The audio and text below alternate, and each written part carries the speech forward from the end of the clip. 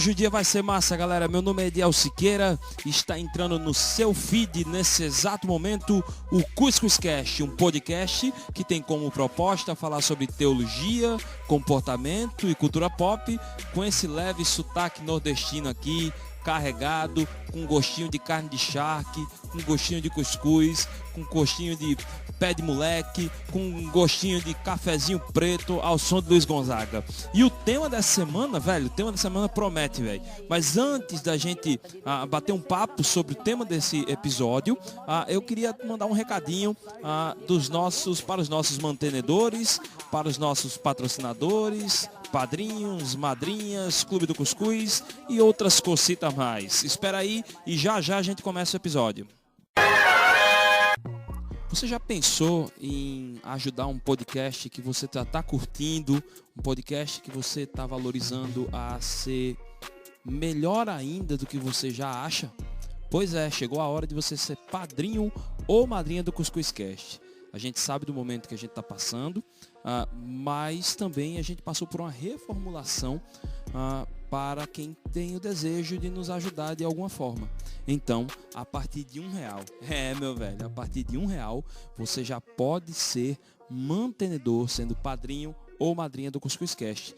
E ainda pode ser, dependendo do valor que você contribuir, pode vir a participar de um clube seleto chamado Clube do Cuscuz.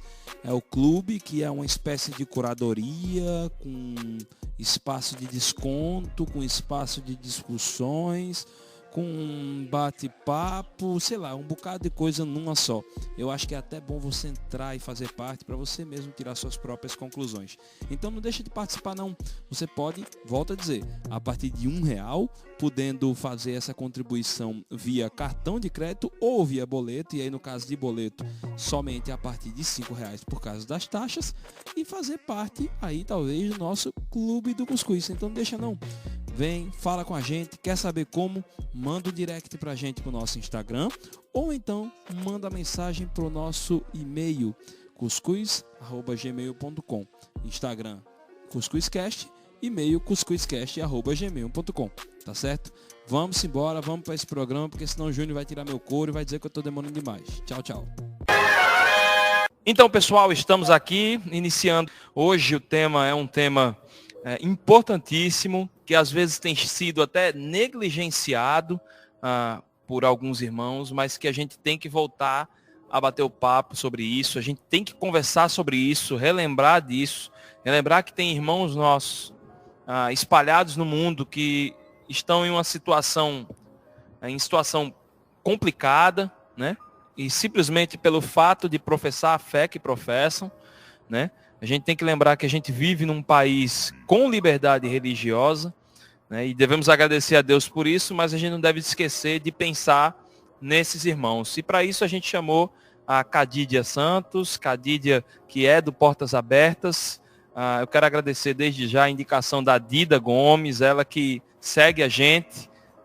E aí disse assim, olha, eu tenho uma sugestão, disse lá pra gente no direct, disse assim, olha, gostei muito dos temas de vocês e eu queria dar uma sugestão. Eu disse, oxe, dê, porque o Cuscuzcast é assim, às vezes o ouvinte chega e dá as dicas mesmo e dá pauta, a gente já fez pauta com sugestão e não foi só uma, foram várias. E ela disse, olha, fale com a Cadídia para ela falar sobre Portas Abertas, que é importantíssimo. Eu disse, não, com certeza. Era uma pauta que a gente também já tinha na igreja, no nosso sonho, né, de falar sobre igreja perseguida, né, no nosso projeto, mas a gente não tinha ninguém para falar, e aí surgiu o nome da Cadídia. Cadídia, tudo bom com você, minha irmã? Tudo bem, Ediel? Boa tarde, boa noite, bom dia a todos, né? Que Deus abençoe. Pois é, a gente não sabe, né? Exatamente, essa tecnologia nos ajuda a chegar, né, em vários lugares do mundo, nós somos gratos a Deus, inclusive por isso, né? O Evangelho pode, através da tecnologia, e deve chegar a todos os cantinhos desse mundo maravilhoso.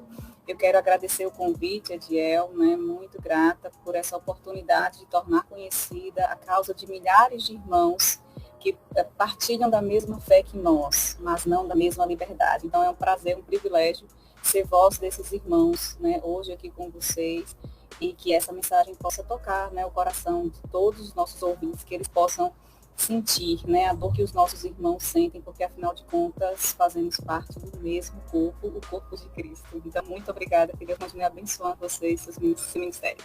Amém. Olha, eu queria começar esse bate-papo, você se apresentando, né? Quem é a Cadídia, qual a igreja que faz parte, de que cidade, e também como chegou na Missão Portas Abertas, né? Até quanto tempo você está ali, o que é que você tem feito na Missão Portas Abertas? Certo. Bom, sou Cadídia, né, como já foi colocado. Eu congrego na Assembleia de Deus, no Ministério de Missões, né, de Solânia, na Paraíba. Meu envolvimento com a Portas Abertas nesse nível já dura 10 anos, né? Inclusive no próximo sábado nós estaremos celebrando 10 anos de serviço à igreja perseguida aqui na Paraíba e em Pernambuco.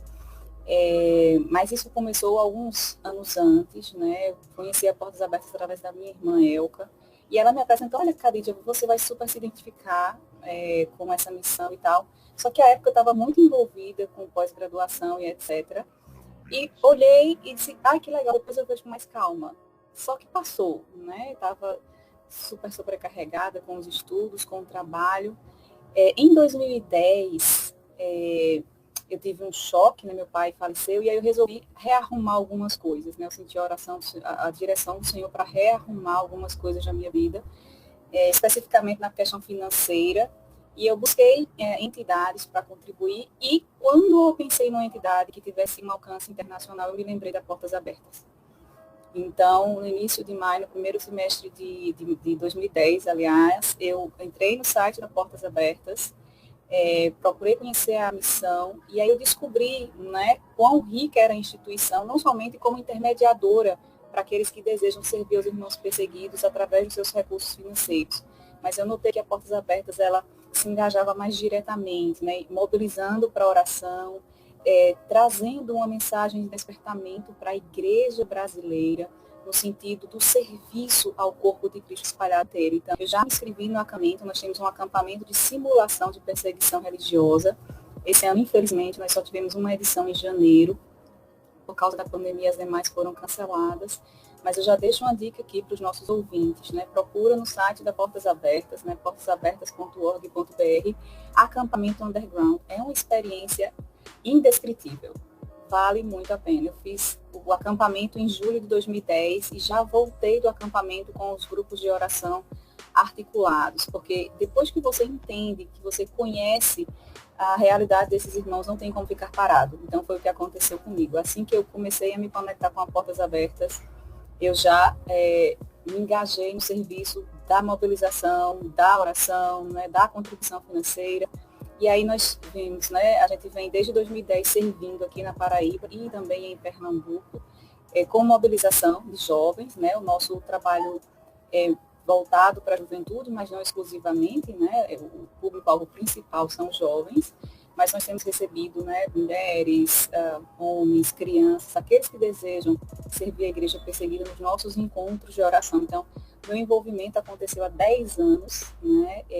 Eu sempre fui envolvida, né? Desde os 8 anos eu cresci na igreja praticamente, sempre fui envolvida com o serviço ao corpo de Cristo, mas desde 2010 o Senhor me mostrou, né, que não somente a comunidade local que Ele havia me chamado para servir, mas havia me chamado para servir ao corpo de maneira global, né? Então tenho me envolvido com a Portas Abertas desde 2010, com a Missão AME, né? São entidades que servem ao corpo de Cristo, né? Abrangendo mais do que a comunidade local, né? Então essa é a história de envolvimento. Ah, massa. Esse acampamento underground rola onde? Em qual a cidade? Então, a gente tem acampamentos espalhados pelo Brasil, né? A ideia é atender, na medida do possível, todas as regiões. Então, nós já tivemos, esse ano nós tivemos um em São Paulo, todos os anos. O primeiro acampamento é em São Paulo, em janeiro, né? No feriado de aniversário da cidade, que é, se eu não me engano, sempre cai no... Isso mesmo. Pronto. Então, sempre esse 25 de janeiro é o acampamento, acontece o acampamento em São Paulo. Nós tínhamos esse ano previsto para o Rio de Janeiro, capital, Belo Horizonte, né, Minas Gerais, Londrina, Fortaleza, e outro no Rio, e outro em São Paulo, perdão. Eram 6 acampamentos. Só que daí, por conta da pandemia, foram todos suspensos, né? O ano passado nós tivemos aqui em João Pessoa, em agosto, né?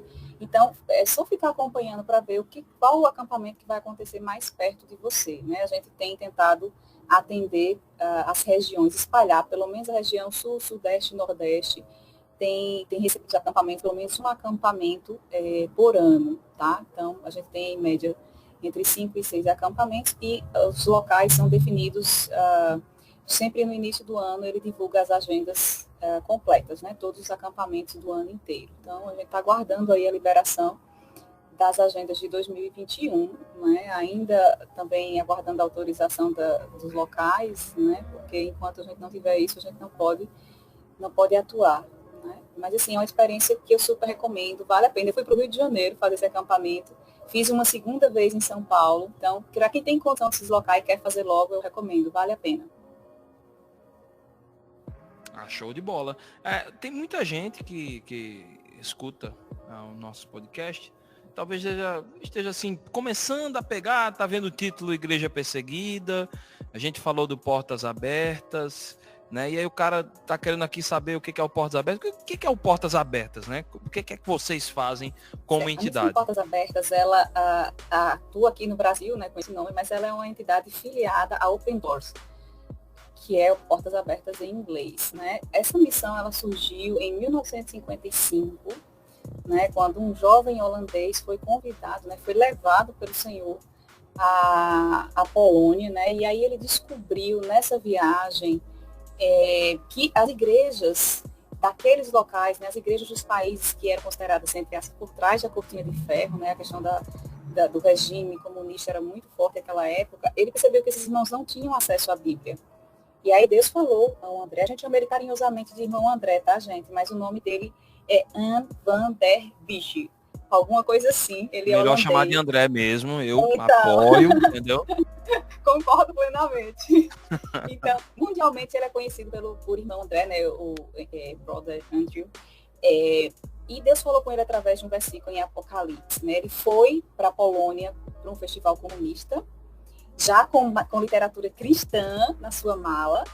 E aí ele começou a perceber que naquela cidade não era como na Holanda, né? As pessoas não tinham nas livrarias Bíblias e etc. Rejeitavam a literatura cristã. E aí Deus falou com ele através de Apocalipse 3 e o versículo 2, né? Esteja atento, fortaleça o que resta que estava para morrer. E ele entendeu que Deus o estava chamando para cuidar daqueles irmãos e irmãs que, apesar, né, de professarem a mesma fé, não tinham a mesma liberdade que eles de adquirir material, de ter uma comunhão em igreja como nós temos, como ele tinha lá na Holanda naquela época.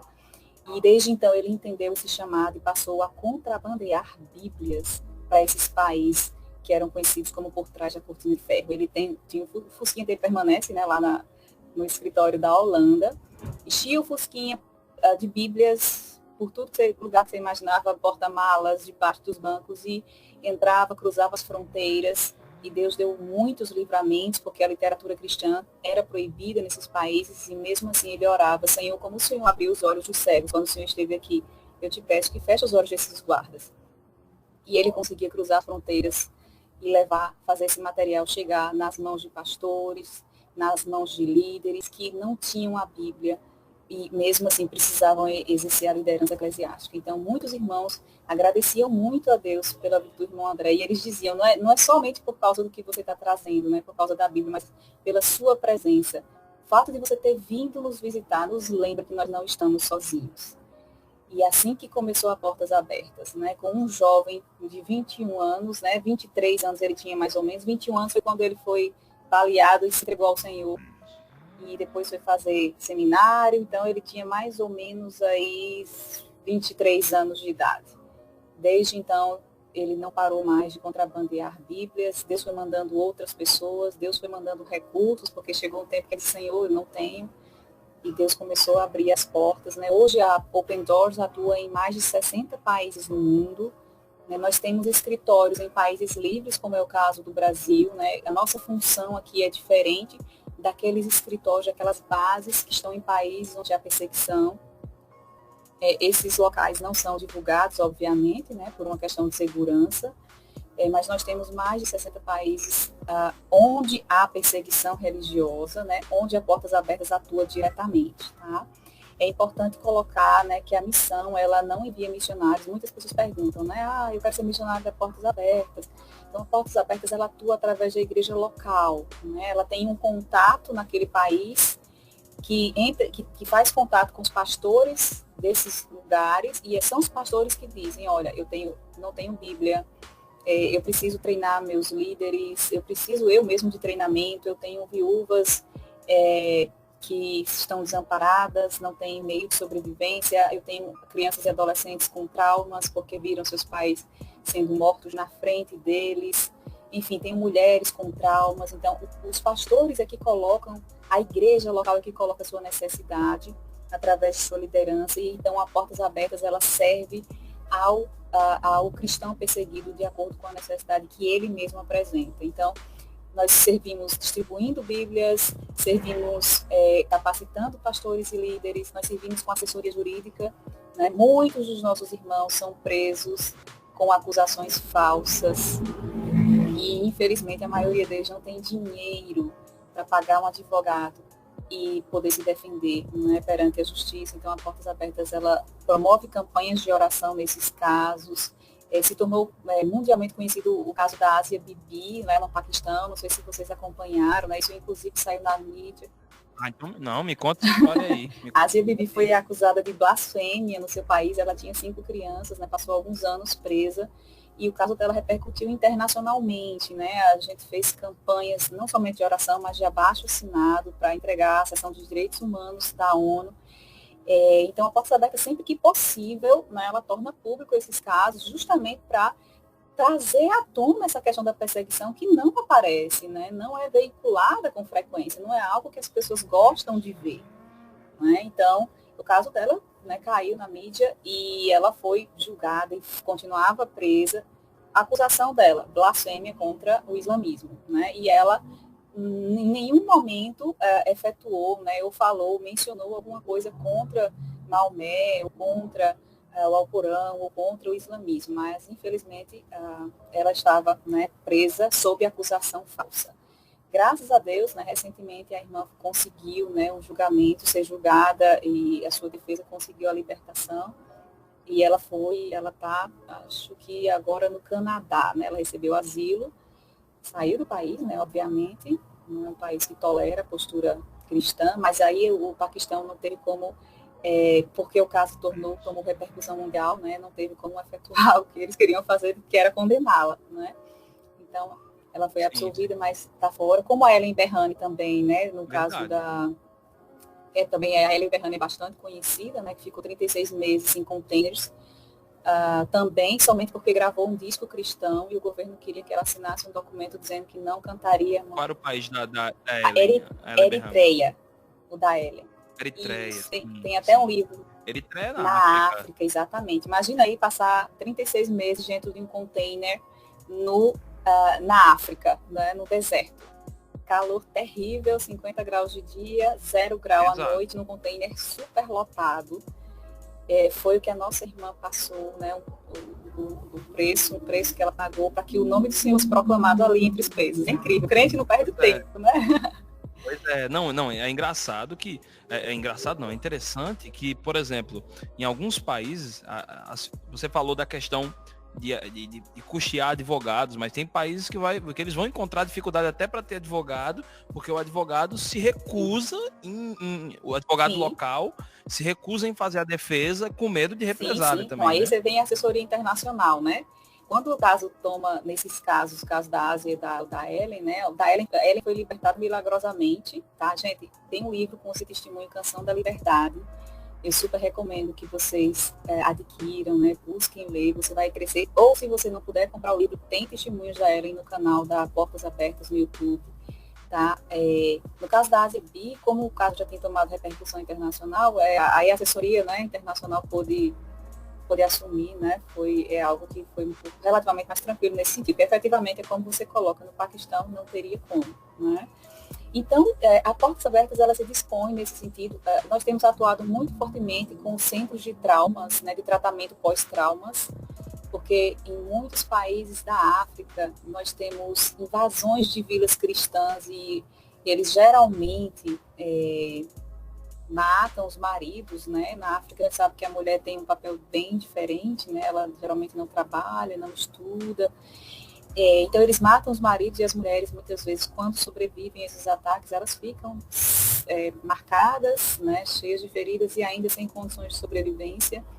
Então nós temos, por exemplo, na Nigéria, centros de tratamento pós-trauma para aquelas mulheres que sofreram violências das mais diversas. A gente tem muito abuso, né? Muito abuso sexual, muito estupro nesses países, de meninas, inclusive, né? Não estou falando só de mulheres, estou falando inclusive de meninas. Então, a Portas Abertas tem tido esse cuidado, né, de montar esses centros de treinamento, de tratamento, de suprir, de fornecer ajuda socioeconômica, recursos para que essas mulheres comecem pequenos empreendimentos e possam sobreviver, né, e dar alimento para os seus filhos. A maioria tem muitos filhos. Então, são diversas as formas, né, pelas quais a Portas Abertas serve a igreja perseguida, né, sempre tendo cuidado de atender conforme a demanda colocada pela igreja local. Então, é um serviço bem delicado, né, bastante arriscado, mas feito com muita cautela, através desses contatos, né, e em países onde geralmente a gente não divulga as nossas bases, né, essas bases em países de perseguição não são divulgadas, tá? Nos países livres, como é o caso do Brasil, o nosso objetivo é mobilizar a igreja, né, a igreja brasileira, no caso, para orar, né, para servir financeiramente, né, contribuir financeiramente para que esses recursos cheguem nas mãos dos nossos irmãos. Né? Então, a parte financeira é muito importante, mas eu diria que a oração é muito mais importante, porque aquilo que nós não podemos fazer, nós somos extremamente limitados, o nosso Deus pode. Né? O irmão André coloca, né, que a missão se chama Portas Abertas, porque ele crê que qualquer porta está aberta, a qualquer tempo e em qualquer lugar, para proclamar Cristo. Amém. Sensacional. Por isso o nome da missão. É engraçado, né? Para mim, eu sempre tinha a imagem que Portas Abertas também enviava. Não, em Portas Abertas ela dá um suporte para a igreja local, para as pessoas que estão em uma situação de trauma. Outra coisa que você começou a falar sobre a África, eu pensei também na Nigéria e no Níger, por causa da atuação do Boko Haram lá, que eles estão perseguindo assim, é absurdo, né? Mas assim, quais são os países hoje que têm sido assim um desafio e o que pode ser compartilhado que alguns irmãos estão passando lá, né, assim, ao redor do mundo, né? A Portas Abertas, ela faz o acompanhamento da perseguição religiosa, todos os anos ela faz uma pesquisa para verificar como anda, né, o nível de perseguição em cada país, e aí ela faz um ranking. Todos os anos nós publicamos uma lista mundial de perseguição com os 50 piores países do mundo para você professar a sua fé, para você viver a sua fé. E aí nós temos o top 10, eu diria que são os piores, os lugares mais terríveis para os cristãos. Coreia do Norte está há 7 anos no primeiro lugar do ranking. Nós temos lá, né, a opressão, a fonte de perseguição, né, a opressão comunista e pós-comunista. Né? Então, eu não sei se vocês sabem, mas lá o presidente, né, o Kim, ele é visto como Deus.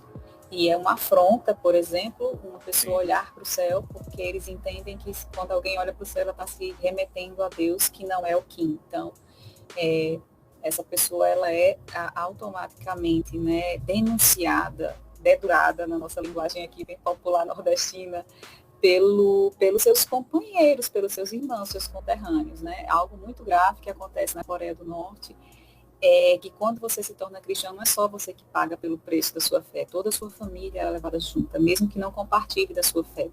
Então é um desafio muito pesado, né? Os irmãos norte-coreanos sofrem bastante, eles são considerados como traidores no país, né? O governo entende que o cristianismo, porque quando as pessoas se convertem, elas não se submetem às ideologias governamentais, né? Elas não adoram Kim, elas passam a adorar a Deus. Então, o governo chama de traidores, eles são traidores da nação, não é? Como eles são muito nacionalistas, então eles entendem que o cristianismo é uma ameaça ao regime deles. Então, eles fazem de tudo para destruir os cristãos. Então, nós temos muitos relatos da Coreia do Norte de cristãos que são levados a campos de trabalho forçado, e aí raramente eles conseguem sair de lá com vida, tá? É importante colocar que a Coreia do Norte, ela oprime não somente os cristãos, mas eles são o pior de todos os oprimidos, né? Eles têm presos políticos. É um negócio complicadíssimo, né? Assim, olha, é muito importante a gente parar para raciocinar. Quando a Khadija fala aí de uma pressão familiar, que a família vai junto, isso aí já contribui para a pressão da família. Quando um cara se converte, ele tá ferrado, desculpa a expressão, porque a família vai pressionar o cara para dizer, pelo amor de Deus, não faz isso não, porque senão todo mundo aqui vai junto no saco. Essa é a verdade. Isso é sério, gente. É uma perseguição profunda em cima da família. Os familiares não têm nada a ver com a opção de fé da pessoa e elas sofrem. E assim, eu acho que o mais angustiante numa situação como essa é você conhecer a Cristo e não poder compartilhar sua fé com seu cônjuge, com seu filho. Imagina aí, será que eu compartilho com meu filho se ele me denunciar? Né? E vai junto, ou ele, enfim, né? Existem alinhamentos, por exemplo, quem trabalha nos níveis governamentais, lá eles são treinados ideologicamente para fazer a crítica, nós chamamos de crítica e autocrítica, né? Na JUC lá. Eles são treinados para denunciarem, no caso, tipo, se o meu familiar, eu sou lá segundo, terceiro grau, e ele é cristão, e se eu denuncio, eu me livro, né? Vai lá o pai, filhos, pai, esposa, pai, mãe, filhos, né? Mas aí como eu denunciei, eu me livro, né? Então, às vezes acaba se tornando bem árduo, no sentido do compartilhamento do evangelho com a própria família, né? Será que dá para confiar, né? Será que vão, como você falou, né? Será que vão aceitar a minha fé, sabendo que eles vão junto? Se eu for pega, entende? É um desafio assim enorme. Eu fico imaginando, às vezes, né? Poxa vida, imagina aí, quando a gente fica feliz, a primeira coisa, só assim o Leana, né? Então a gente dá logo um glória bem alto.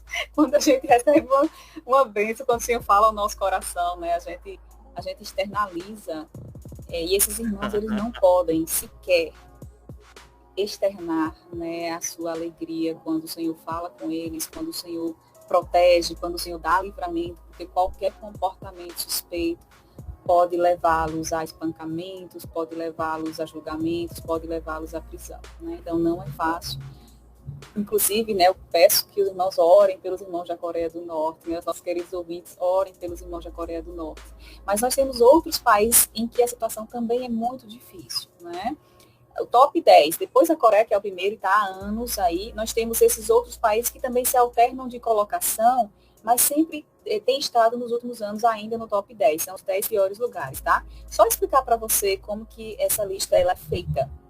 A Portas Abertas ela vai acompanhando as questões legais, né? Se a legislação, houve modificação na legislação que folgue, né? Que afrouxe mais a perseguição religiosa ou que acentue mais a perseguição religiosa, ela avalia as relações dentro da comunidade. Em muitos países, a legislação ela permite, né, a liberdade religiosa, porém, a própria comunidade não cumpre a Constituição. Então, ela mesma vai lá e maltrata os irmãos, né? Então, ela avalia como que é esse nível de aceitação ou de rejeição pela própria comunidade. Ela avalia acesso como cidadão, por exemplo, à educação, à saúde, né? Aos direitos que um cidadão tem normalmente naquele país. Né? Então, essa lista ela é produzida de uma maneira muito criteriosa. Então, eles têm pontuações que aí permite-se fazer o ranking, tá? Às vezes, a diferença é de um ponto de um país para o outro. Então, esse top 10 é muito pertinho, a situação é muito grave, tá? Então, Coreia do Norte em primeiro lugar, Afeganistão no segundo lugar, Somália no terceiro lugar, a Líbia no quarto, o Paquistão no quinto lugar, a Eritreia no sexto, o Sudão no sétimo, o Iêmen no oitavo, o Irã no nono lugar e a Índia no 10º lugar. Então, eu diria que os piores países, né, como a gente pode observar, nós temos a opressão islâmica como principal fonte de perseguição nesses países. Né? A gente tem o islamismo aí tomando conta, né? A maioria são países do continente africano, onde você já mencionou, né, o Boko Haram, a gente tem o Estado Islâmico atuando, mas na África o Boko Haram mesmo. Então, isso acaba, né, que traz, além da questão dos aspectos legais, né, a pressão comunitária é muito grande nesses países onde a fonte de perseguição é uma opressão islâmica, protagonismo étnico. Né? As comunidades, elas mesmas fazem justiça, vamos dizer, com as próprias mãos. Elas fazem a Sharia, que é a lei de práticas do islamismo, vigorar mesmo que a Constituição dê liberdade religiosa muitas vezes. Então, são os 10 piores lugares do mundo, né? Eu gostaria que quando você orasse, né, você se lembrasse de colocar os irmãos desses países nas suas orações. Nós tivemos o privilégio de receber o ano passado o irmão da Nigéria, e ele compartilhou conosco, né, quão difícil é os livramentos que Deus deu a ele de morte, e para que ele pudesse continuar, era um pastor, para que ele continuasse ministrando, proclamando o evangelho ali naquele país. Então são desafios enormes. Mas a igreja do Senhor permanece. Não tem algumas coisas aqui, se vocês puderem ver o site do Portas Abertas, portasabertas.org.br, existe essa lista até o número 50. E eu observei, por exemplo, que a gente olha assim, mas a maioria é o Islã que tem essa perseguição, e tem duas curiosidades aqui para mim, que desses países, 6 são de religião cristã. A começar do 25, da posição 25, que é a República Centro-Africana, mas religião é cristianismo, mas o tipo de perseguição é a opressão islâmica, né? Uma outra curiosidade também, por exemplo, é a Rússia.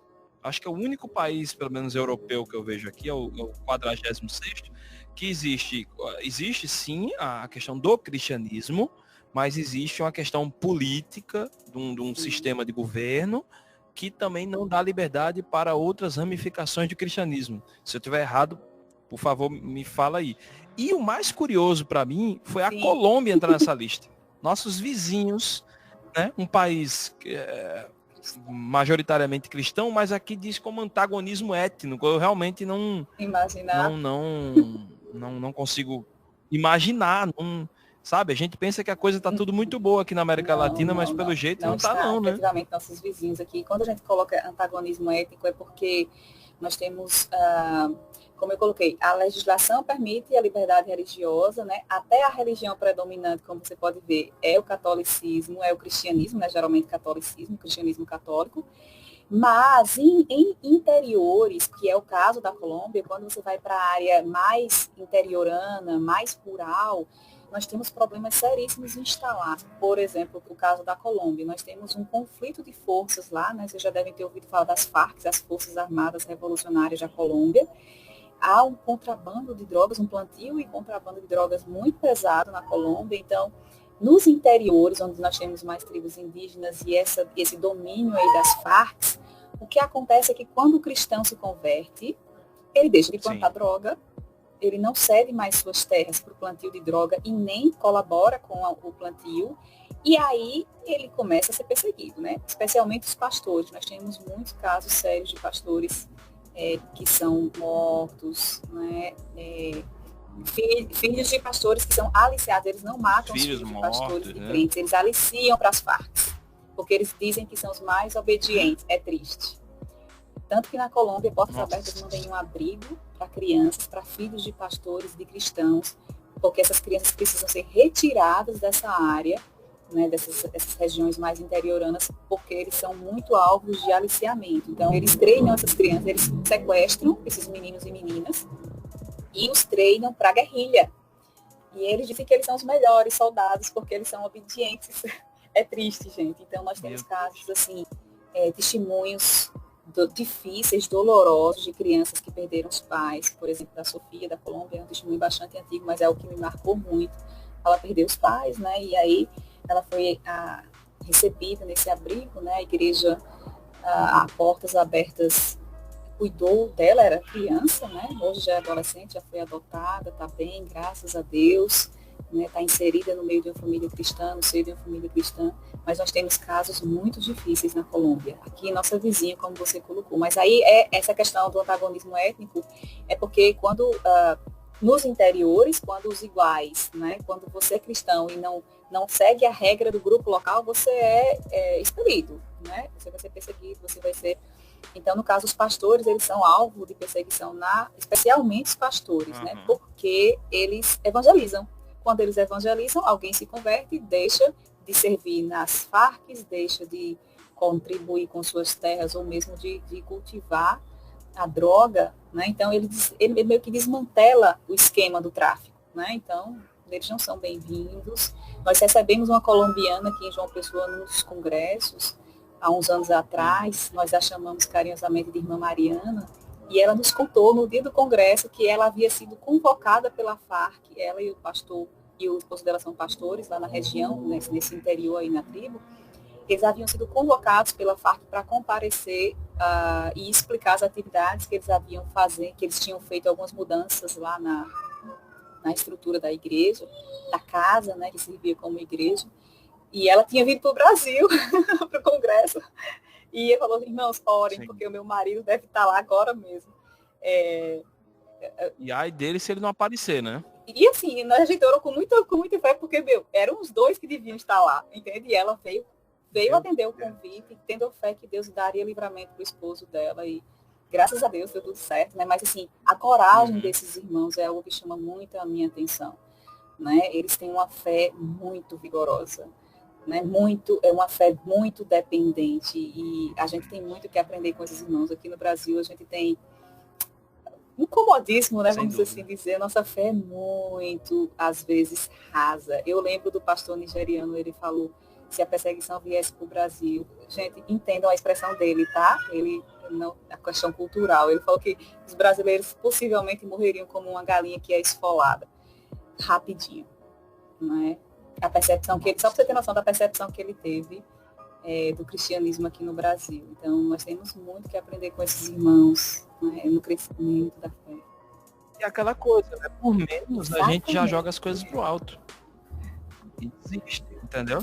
Ó, tem uma outra curiosidade aqui, que eu vejo essa lista e tem duas, outra curiosidade. A primeira as duas dizem respeito ao tipo de perseguição. Uma é Sim. Paranoia ditatorial, e a outra, no caso da Eritreia, que é o 6º colocado, protecionismo denominacional. A paranoia ditatorial é quando a gente tem um governo de comportamentos que não são condizentes. Por exemplo, a Rússia, né, que você mencionou aí. Na Rússia, em determinado, na capital, você não vai notar tanto essa questão, né, de uma perseguição mais rigorosa. É uma perseguição mais velada, vamos assim dizer. Inclusive, a gente tem uma amiga que está lá e ela compartilhou conosco que eles tratam bem, mas eles não querem que você fale de Jesus, né? Você pode ir para a sua igreja, você pode ter comunhão lá com seus irmãos que cresceram no cristianismo, mas você não pode evangelizar, você não pode falar de Jesus para ninguém, né? Então, apesar, né, de a religião, né, predominante ser cristianismo, em muitos lugares o vigor do acompanhamento policial feito pelo governo é muito grande, né, que é o caso da Rússia. Então, meio no sentido de o governo se impõe meio de maneira paranoica, né, porque a Rússia, você vê, é um país que a gente não imagina estar nessa lista, na verdade. Mas aí quando você vai, né, como cristão resolve viver lá, você percebe que você não tem a liberdade de falar o que você quer no sentido da fé, tá?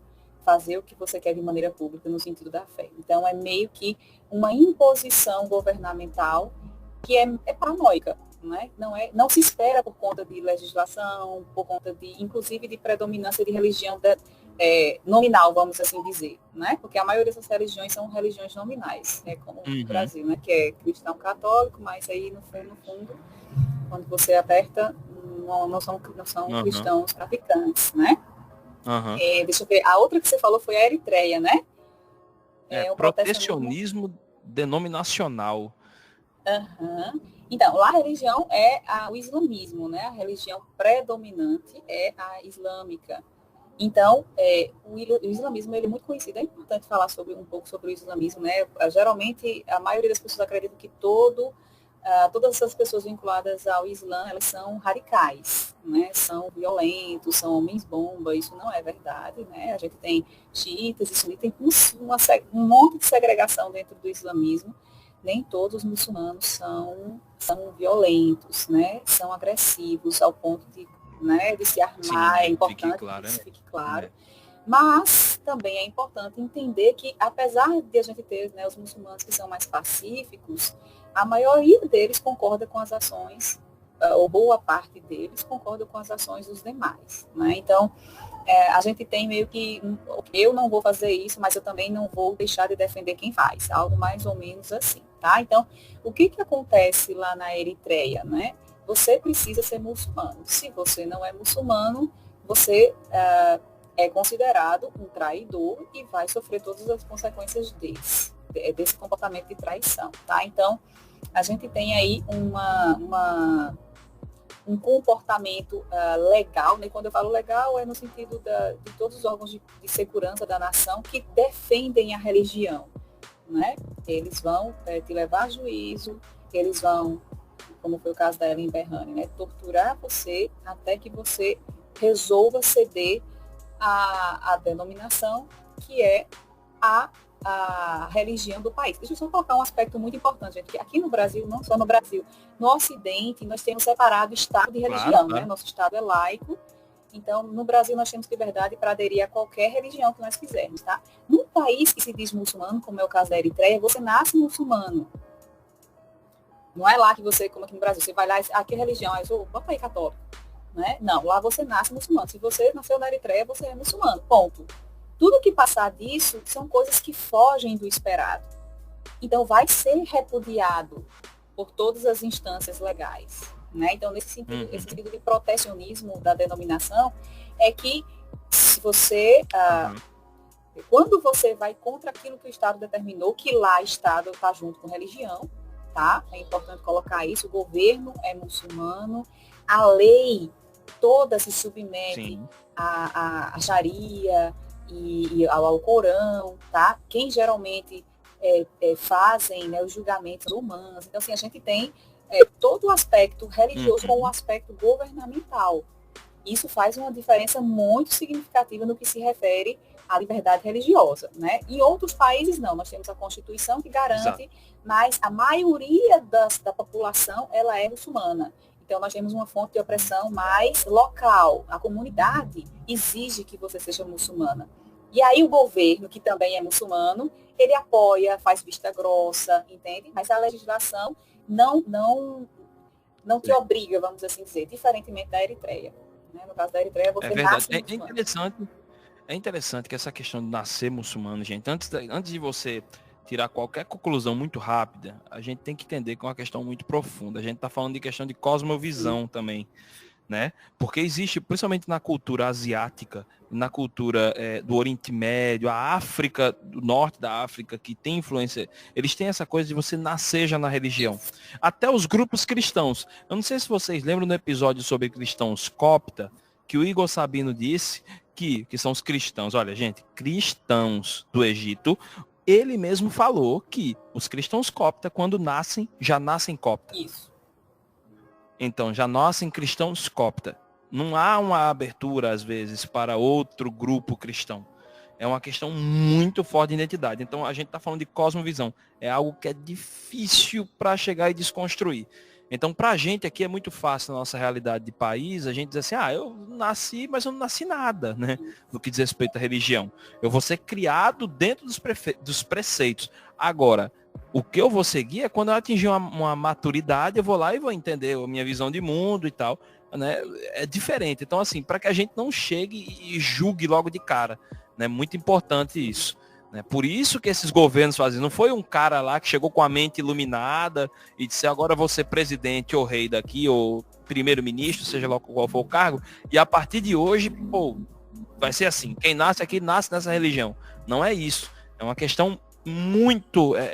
Porque se fosse só um grupo político, né, Khadija? Eu acho que a gente era mais fácil, entendeu? Basta, assim, vou dizer assim, entre aspas, basta derrubar o presidente e tá novo. Nesse caso, não, a gente tá falando de cultura. Então, imaginem a profundidade, o trabalho que esses missionários têm. Tá certo? É desconstrução de culturas milenares, seculares. É outra pegada, gente. Tentem entender isso, tá? Sim. Muito bem colocado. É a desconstrução e dentro de uma outra. Você precisa desconstruir, né? Isso não é fácil. Não é fácil, de fato. Não, com certeza. E tem países, por exemplo, que tem uma resistência para o que é ocidental. Aí você pega um brasileiro, você pega um americano, aí joga o cara num país desse, o cara vai dizer o quê? Não, eles estão querendo vir com um instrumento de domínio político, econômico, ideológico, estão querendo destruir o meu país. Gente, é muito complicado. É muito complicado, requer muita oração, muita sabedoria por parte desses missionários, muito treinamento, gente.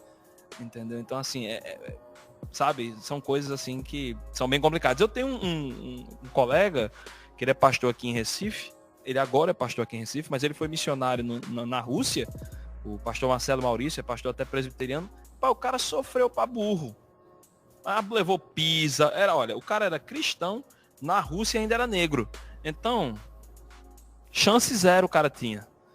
E o cara, geralmente, ele comentava, ele compartilhava as coisas que aconteciam lá com a gente, né? E era coisa pesada, gente. Então, veja, se ele tá falando da Rússia, que é um dos últimos dos 50 piores, imagina quem tá nos 10 primeiros, né, Cadidia? Realmente é uma situação difícil, tanto pela questão de cosmovisão, como você coloca, né, quanto pela inserção, né? Você falou, e como é difícil um missionário, e só para ter o visto para entrar num país desse, né, de países já não é coisa fácil. Você não entra num país desse como missionário, não entra. Não, com certeza. Ele tem que dizer que é professor, ele tem que dizer qualquer coisa, né?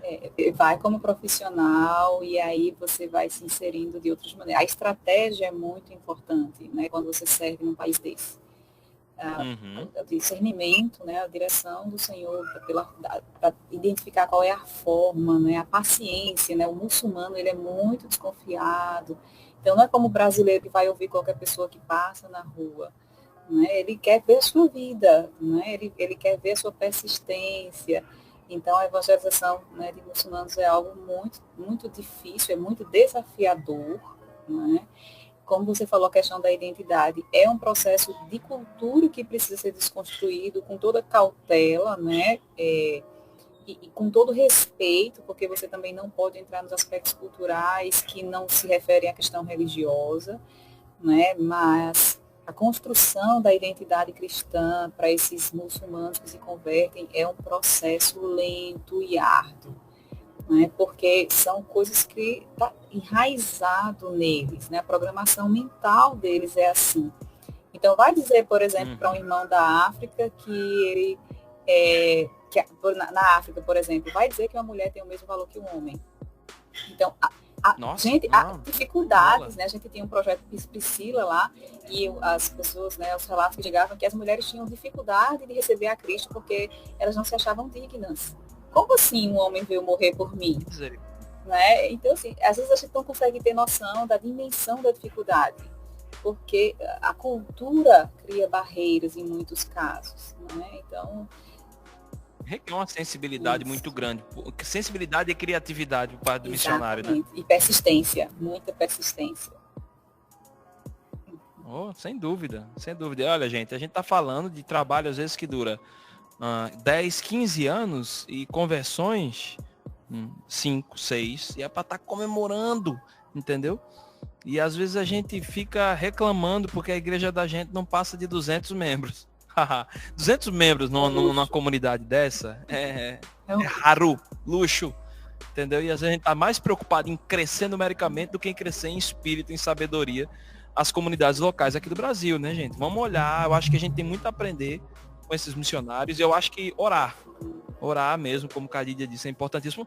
Cadidia, vocês têm algum grupo de oração do Portas Abertas, para o pessoal que quer fazer parte, que quer entender mais o Portas Abertas, que até pode ter gente aqui querendo colaborar, até monetariamente, como é que ele vai conseguir chegar até vocês? Grupos de oração, tanto aí em Recife quanto em João Pessoa, né? As atividades elas estão sendo feitas de maneira virtual por causa desse período de pandemia, mas no Instagram nós estamos @pb.voluntários.portasabertas e @pe.voluntários.portasabertas, né? São os instas dos nossos estados, gente. A gente tem @portasabertas também e o portasabertas.org.br. Se você deseja ofertar, né, se tornar um parceiro dessa missão, né, servindo aos irmãos perseguidos através das suas finanças, você pode entrar no site, né, lá tem, né, o linkzinho doe, você pode pedir carnê, você pode doar via transferência, via cartão de crédito, tá? Você tem a possibilidade de fazer a assinatura da revista, né? Se você tem interesse em receber uma revista de maneira gratuita, você pode fazer o seu cadastro.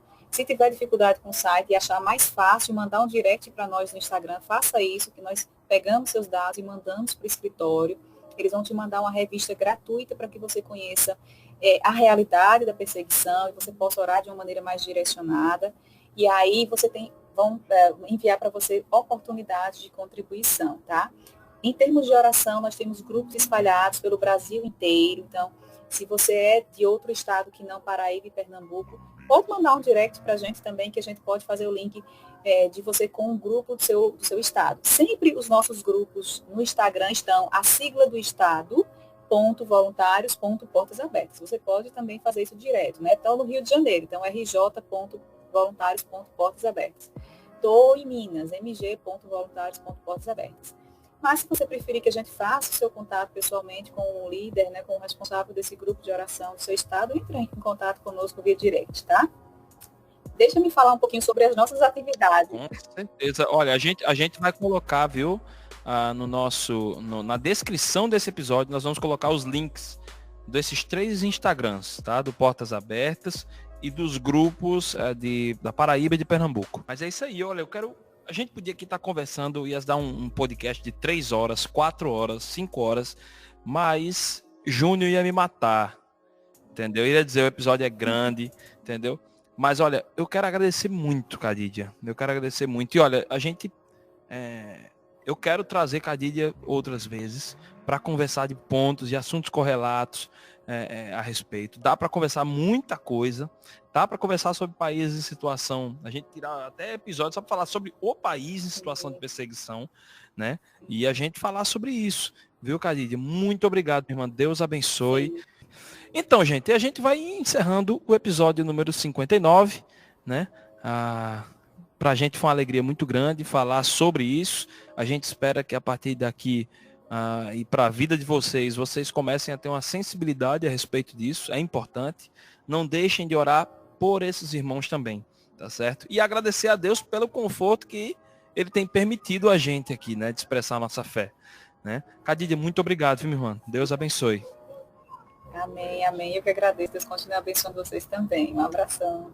Gente, um beijo para vocês. Fiquem na paz. Tchau, tchau. Esse podcast foi produzido por